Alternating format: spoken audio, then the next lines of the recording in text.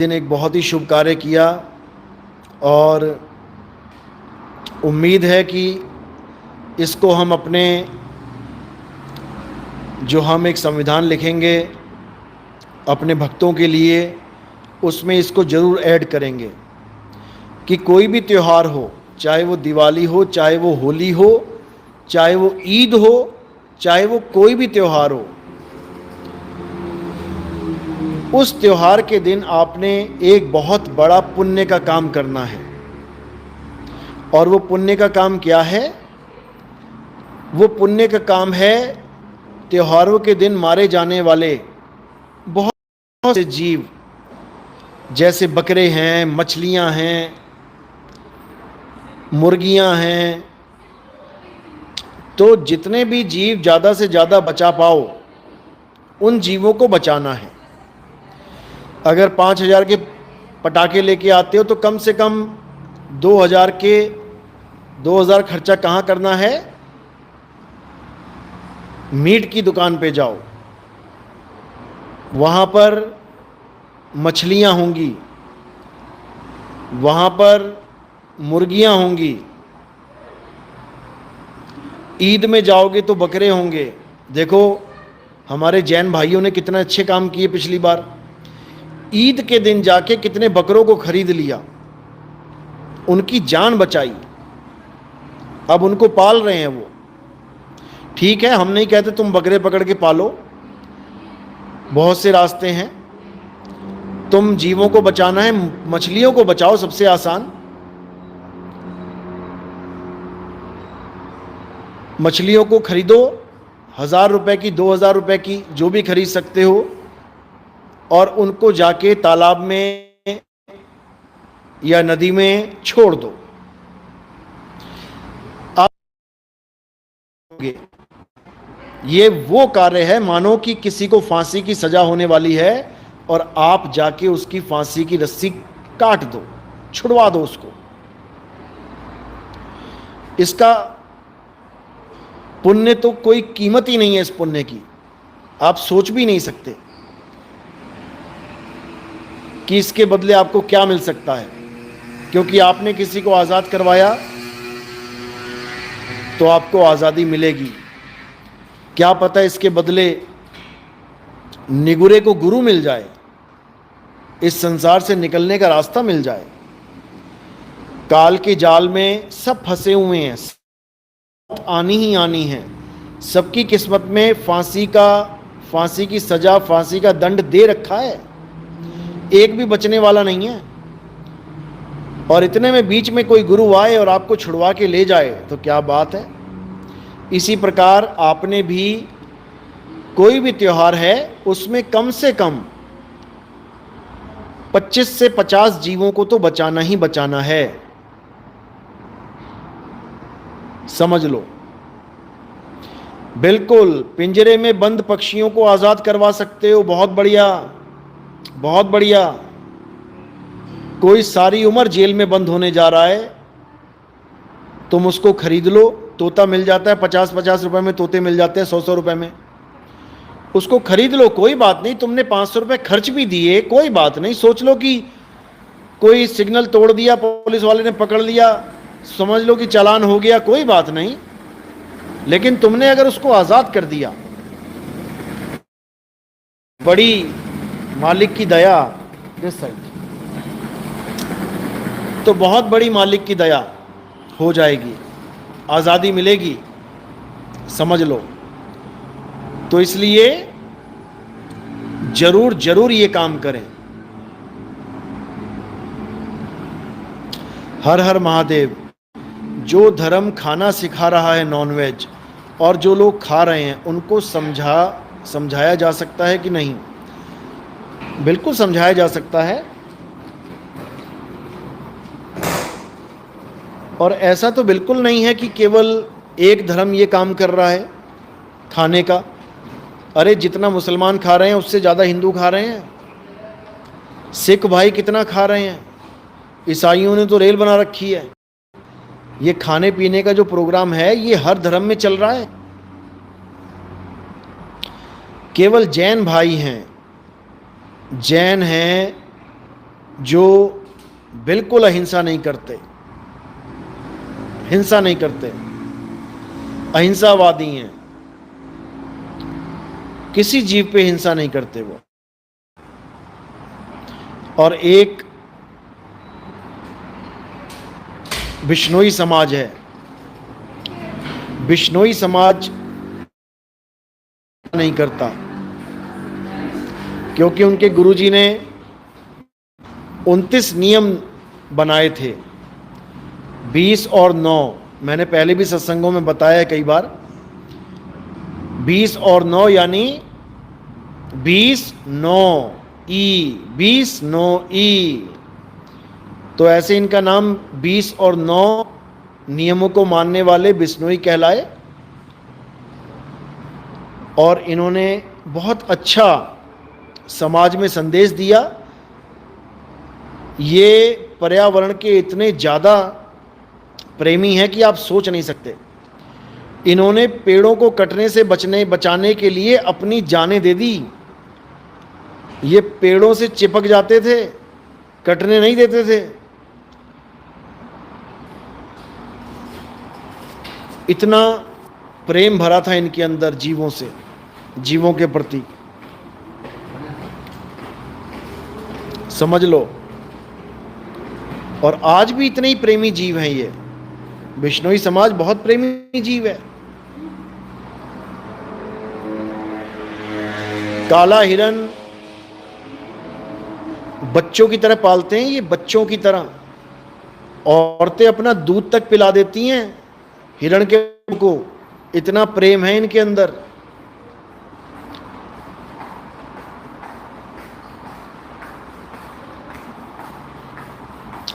जुबैर अहमद साहिब बंदगी सतनाम, सभी धर्म के लोग बहुत मांस का प्रयोग करते हैं, जो कि नहीं होना चाहिए। धर्म के ठेकेदारों ने गलत तरीका निकाला हुआ है। बिल्कुल सही बात है। देखो, मांस का प्रयोग मैंने समझाया है कि प्रकृति के 2 रूप हैं, एक बाल एक खाल। ये जो सामने बैठा है ना, ये शरीर, ये भी प्रकृति का ही एक अंग है। ये खाल और बाल बना हुआ है। अब बाल काटोगे तो दुख नहीं होगा, लेकिन खाल काटोगे तो महादुख होगा। इसलिए प्रकृति जो बाल काटता है, यानी घास फूस खाता है, फल फ्रूट खाता है, सब्जियां खाता है, उसके साथ दुर्व्यवहार नहीं करती प्रकृति। लेकिन जो प्रकृति के मांस को यानी खाल को खाने लग जाए, तब ये छोड़ती भी नहीं मेरे भाई। तब भूल जाओ कि ये छोड़ेगी, हालत खराब कर देगी। ये कर्म भोग ऐसा भुगताएगी, तुम्हारी हालत खराब हो जाएगी। अरे भीष्म पितामह ने एक सांप को बचाने के लिए रास्ते से उठा के झाड़ियों में फेंक दिया। वो कांटों में जाके गिरा, यानी उसकी खाल में कांटे घुस गए। अब उसकी खाल में कांटे घुसे, यानी प्रकृति की खाल में कांटे घुस गए। उन कांटों की वजह से भीष्म पितामह को हजारों तीर खाने पड़ गए अपनी खाल में, क्योंकि प्रकृति के साथ जो व्यवहार किया वही पलट के मिलेगा। गंगा पुत्र थे, गंगा पुत्र। लोग कहते गंगा में डुबकी मार लो सारे कर्म कट जाएंगे, पाप कट जाए। अरे गंगा के पुत्र के पाप ना काट पाई गंगा, अपने पुत्र के पाप ना काट पाई गंगा, तुम्हारे कहां से कट जाएंगे? किस गलतफहमी में जी रहे हो? हर प्रकार की हिंसा पे रोक लगानी चाहिए। आप क्या कर सकते हैं जीवों को बचाने के लिए? अच्छे से समझ लो मेरी बात। अब जब ये बात चली पड़ी है तो इसको समझ लो, कैसे हम रोक सकते हैं। मांस की दुकान का एक लाइसेंस होता है, बकरे काटने का, मुर्गे काटने का लाइसेंस होता है। बिना लाइसेंस के कोई दुकान नहीं खोल सकता, समझ लो। बूचड़ खाना खोलने के लिए लाइसेंस दिया जाता है सरकार की तरफ से। तो आप अपने एरिया में जो मांस की अवैध दुकानें हैं, जो ये चल रहा है, जो ये मौत की दुकानें चल रही हैं, आप मांगो, है तेरे पास लाइसेंस मांस की दुकान खोलने का? नहीं है, आप कंप्लेंट कर सकते हैं।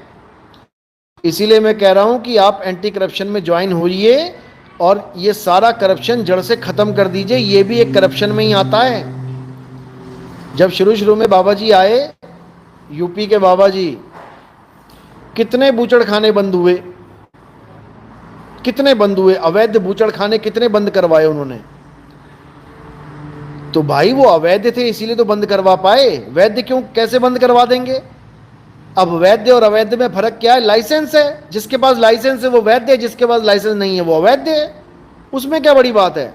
तुम बंद करवा दो, कंप्लेंट करो और बंद करवा दो, लेकिन तब जब तुम्हारे पास थोड़ी पावर हो। आम आदमी की कोई नहीं सुनता मेरे भाई, इसलिए पावरफुल बनो। हिंदू मुस्लिम सिख ईसाई बाद में बन जाना, पहले पावरफुल बनो, पहले जिम्मेदार नागरिक बनो, समझे?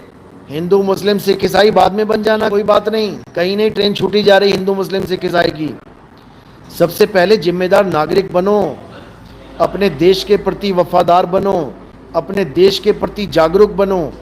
क्या चीज़ हमारे देश को नुकसान पहुंचा रही है उसके लिए जागृति लाओ, लोगों को समझाओ, हर चीज़ को जानो, संविधान को पढ़ो, अपने अधिकारों को जानो, कब क्या कहाँ करना है, क्या लीगल है क्या इलीगल है, सब जानो। एंटी करप्शन टीम ज्वाइन करो। वो देखो, एक बिहार का था भगत, यूपी का, भाई भाई में झगड़ा हो गया, भाई ने मारा चाकू और हाथ फाड़ दिया उसका पूरा, और जिसने हाथ फाड़ा वही जाके रिपोर्ट लिखवा लाया कि मेरे भाई ने मुझे मारा, सिर में चोट लगवा ली। एमएलए की सिफारिश डाल दी, गांव का प्रधान भी उसके साथ खड़ा हो गया, और ये हमारा भगत जिसने एंटी करप्शन टीम ज्वाइन की हुई थी वो सीधे थाने में हो गया, पुलिस वाले ले गए पकड़ के। लेकिन हमारी टीम में कालू जी ने, सीमा जी ने इतना बढ़िया परफॉर्म किया, पूरा दिन लगे रहे फोन पे, कभी किसी को फोन, किसी को फोन, कहां कहां से फोन करवाए इन्होंने,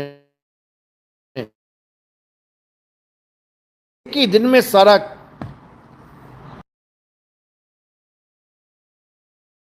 हो गई थी उसकी। उसको कौन बचाएगा?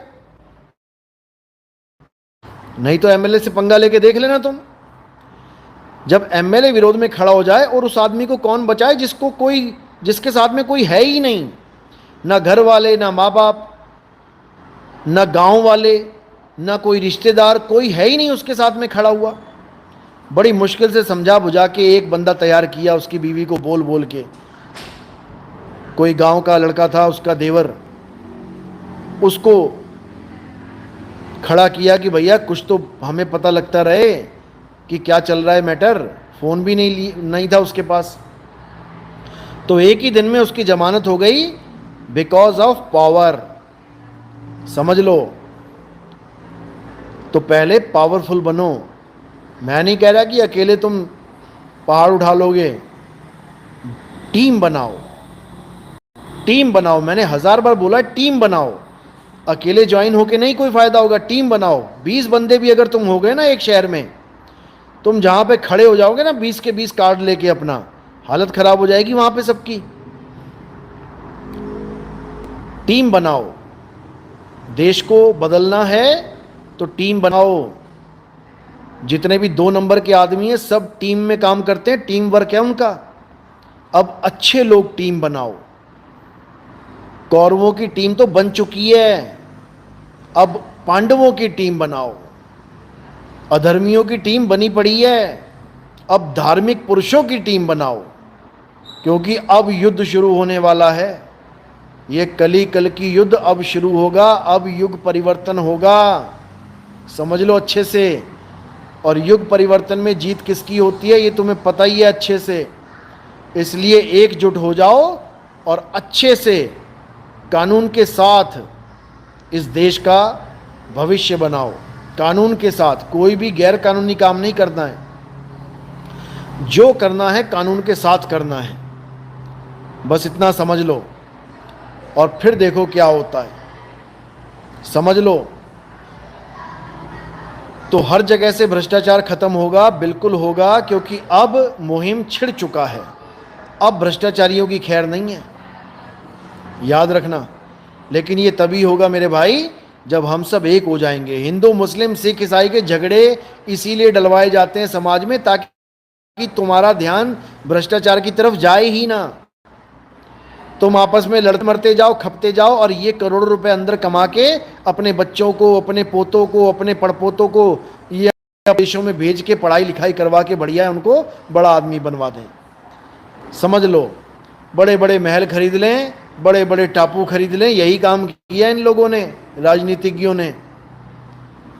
तो अब आम जनता का समय आ गया है।